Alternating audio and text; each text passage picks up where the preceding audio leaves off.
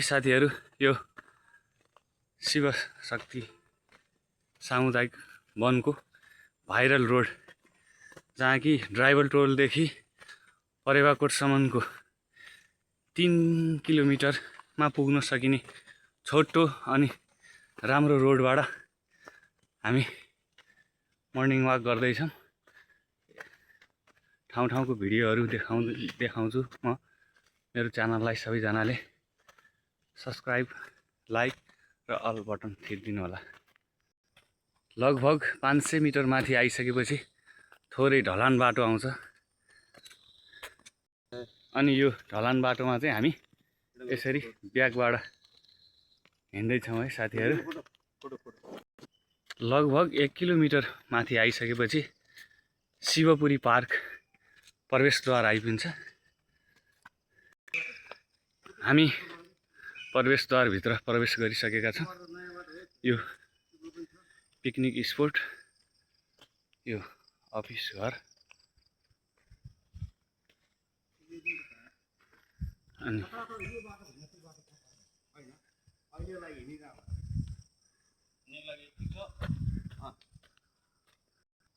यो पिउनको लागि पानीको व्यवस्था पनि छ यहाँ। यो चाहिँ हाम्रो पिकनिक स्पोटको टहराहरू, पिकनिक स्पोटको टहराहरू। अब एकछिन यहाँ मन्दिरको दर्शन गरेर फेरि हामी यात्रामा निस्किन्छौँ। एकछिनको विश्रामपछि अब हामी यही नयाँ रोडमा फेरि यात्रा सुरु गर्यौँ। हामी यस इको हबको गेटबाट बाहिरिसकेका छौँ अहिले। अब यही नयाँ रोडमा जोडिनेछौँ। ल, नयाँ रोडमा आइपुग्यौँ। धमिराको गोलो यता साथीहरू।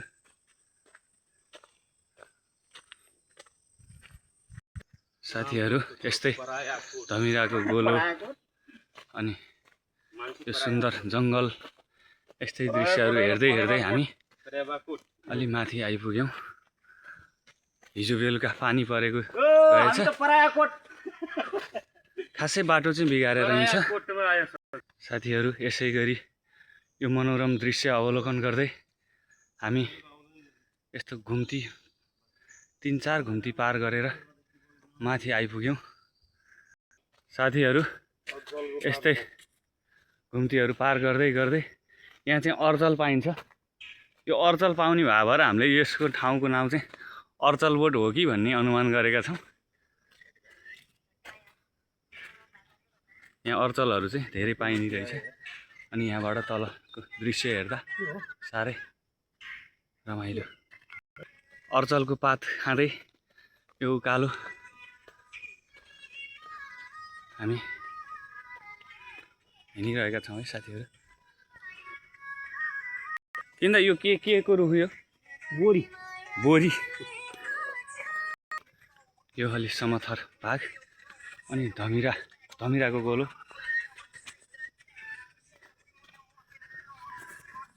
प्राय सालहरू बढी भएको ठाउँ यो सानो खोल्ची पार गरेर माथि आयौँ साथीहरू। यो मैदालको काँडा, मैदाल फलेको हेर्नुहोस् त। यो चाहिँ राजवृक्ष हो है। उकालो बढी भएकोले अलि सुहाँ भइरहेछ। हाम्रो मुन्ना भाइ, कस्तो लागिरहेछ तिमीलाई? राम्रो लाग्छ। यो पहाडको उकाली ओह्राली नहिँडेको भाइ गाह्रो भएर होला एकछिन रेस्ट गर्दैछ। यो ठाडै उकालो पार गरेर अब हामी आप पानी भन्ने ठाउँमा पुग्यौँ। यहाँ यसलाई चाहिँ आप पानी भन्ने गरेर रहेछ। यो ठुलो आँपको रुख छ अनि यहाँ नजिकै धारो छ एउटा, यसलाई आप पानी भन्ने गरेको छ।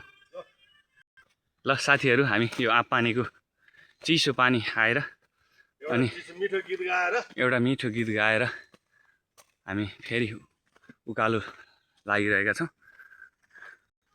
साथीहरू, हामी निरन्तर हिँडिरहेका छौँ। यो बाँसघारी सानो बाँसघारी पनि रहेछ यहाँ। अनि हाम्रो दाइ नाच्दै हुनुहुन्छ।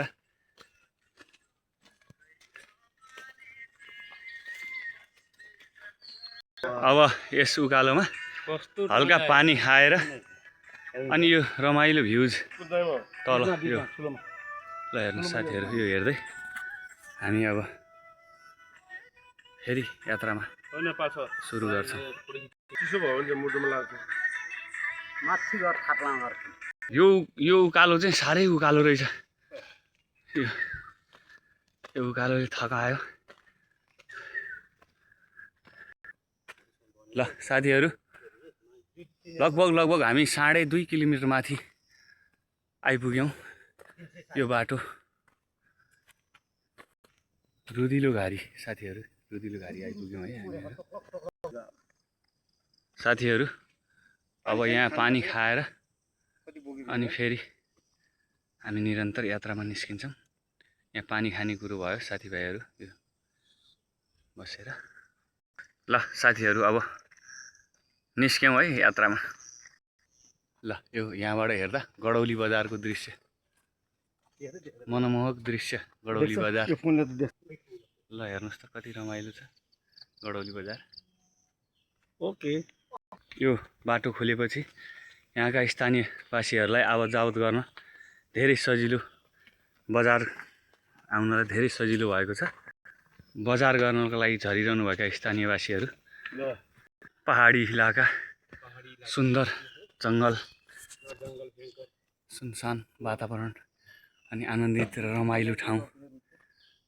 साथीहरू यस्तै जङ्गल अवलोकन गर्दै गर्दै लगभग हामी 2.25 किलोमिटर टाढा आइपुगेका छौँ।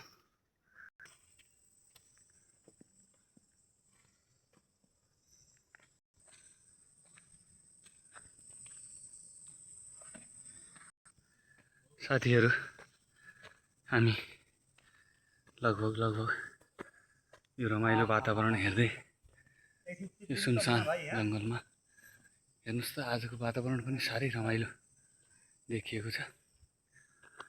अब करिब 1 छिनको हिँडाइपछि हामी परेवाकोट पुग्छौँ होला। यो रमणीय दृश्य हेर्नुहोस् साथीहरू, आनन्दमय वातावरण। तलबाट हिँडेर आएको हुनाले अलि थाकिएको छ। साथीहरू एकछिन यहाँ बस्ने कुरा गर्नुभयो, एकछिन यहाँ बसेर अनि हामी फेरि निस्किनेछौँ है साथीहरू।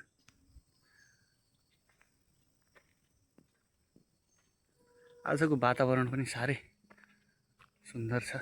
पानी पर्ला जस्तो अनि घाम पनि लागेको छैन, समयले पनि साथ दिएको छ साथीहरू यो बाटो हिँड्नको लागि।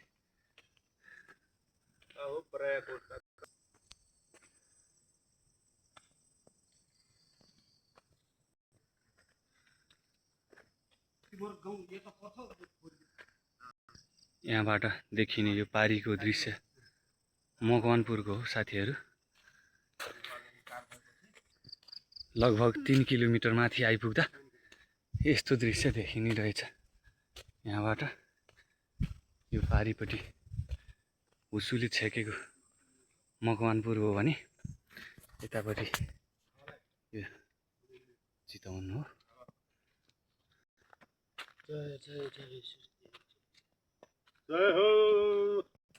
साथीहरू माफ गर्नु होला, अलिकति मिस्टेक भएछ। उतापट्टि देखिएको दृश्य सुरदेवी सामुदायिक वन हुनुपर्नेमा मकवानपुर भएकोमा क्षमा चाहन्छु। यो मेरो पहिलो भएकोले त्यति राम्रो अनुभव छैन, त्यसकारणले यो उतापट्टि देखिएको दृश्य सुरदेवी सामुदायिक वनको हो साथीहरू। यतापट्टिको शिवशक्ति सामुदायिक वनको हो। यो हामी हिँडिरहेको जङ्गल नयाँ बाटो शिवपुरी सामुदायिक वनले खोलेको नयाँ बाटो साह्रै मनमोहक रमणीय छ। यो बाटो खोलिसकेपछि यहाँका यस पर्यटकका स्थानीयवासीहरूलाई धेरै राहत मिलेको छ। अर्को बाटो 9-10 किलोमिटर हिँडेर लोथर बजार पुग्नु पर्थ्यो भने यहाँबाट 6 किलोमिटर लगभगमा पुगिन्छ। यहाँनिर चाहिँ साथीहरू अलि यस्तो भिड जस्तो भएको रहेछ, देखिएको छ। यस्तो ठाउँमा पनि बाटो खोलेर यहाँका जनमानसहरूलाई बाटोको सुविधा गराउनु भएको छ। ल हेर्नुहोस् साथीहरू, कति रमाइलो वातावरण आज।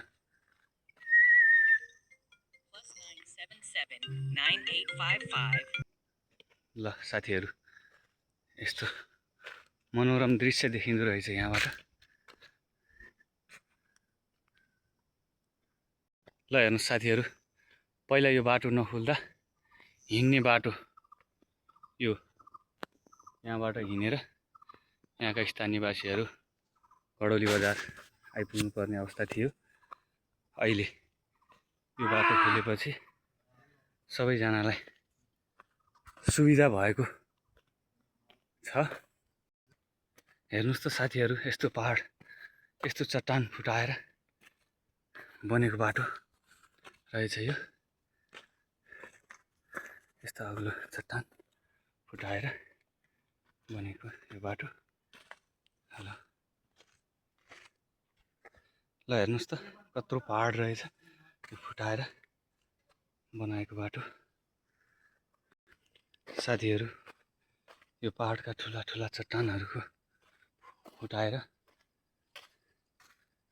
यस चट्टानको बिचबाट निकालिएको यो बाटो, भर्खरको ट्र्याक। यो साह्रै अलिकति डरलाग्दो भिड छ।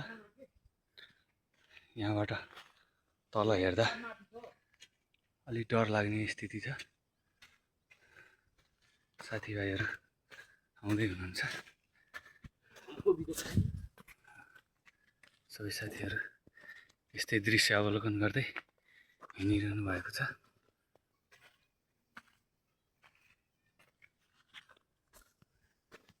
हाम्रो ज्ञानदेव दाई आउनुभएको छ।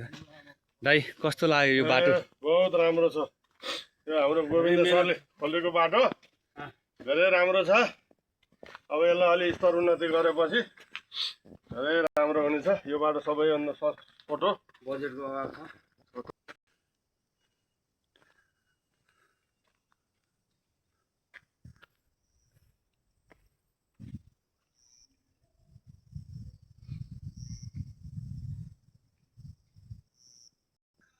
साथीहरू, यो तल देखिएको दृश्य गडौली बजारको मनमोहक दृश्य देखिरहेको छ। यहाँबाट लगभग हामी अब यस शिवपुरी सामुदायिक वनको सूर्यदेवी मन्दिरदेखि यहाँ माथि पर्याकोट एक्ले सालसम्मको यात्राको लगभग अन्तिममा आइपुगेका छौँ। फाइनल्ली अब हामी पर्यावरी सामुदायिक वनबाट आउने बाटोमा फाइनल्ली जोडियौँ साथीहरू। यो उताबाट आउने पुरानो बाटो र अहिले यो नयाँ खुलेको बाटो साथीहरू। ल हेर्नुहोस् साथीहरू, गडौली बजारको दृश्य। अनि धन्यवाद गोविन्द बहादुर बर्तौलाज्यू, यस सामुदायिक वनका अध्यक्षज्यू, उहाँको नेतृत्वमा उहाँको टिम, उपाध्यक्ष बुद्धिराज उप्रेती, कोषाध्यक्ष निर्माया सिलवाल, सचिव देवी उप्रेती लगायतका सम्पूर्ण टिमहरूको सहयोगमा खुलेको यो नयाँ बाटो आज हामीले यात्रा गऱ्यौँ। यसमा धेरै बजेट खर्च भएको छ। सामुदायिक वनले सबै खर्च बेहोर्न धेरै गाह्रो परेको हुँदा लगभग 36 देखि मैले सुनेअनुसार 36 देखि 40 लाखसम्म खर्च भएको यो बाटो, यो परेवाकोट गडौली एकदम छोटो बाटो गोविन्द बत्तोलाज्यू र उहाँको टिमको नेतृत्वमा तयारी भएको यो बाटोलाई आर्थिक अभाव परेकोले सक्नुहुन्छ भने कृपया कति सकिन्छ आफूले सकेको रकम सहयोग गरिदिनु हुन विनम्र अनुरोध गर्दै यहाँहरूमाझ बिदा हुन्छु। धन्यवाद गोविन्द बत्तोलाज्यू।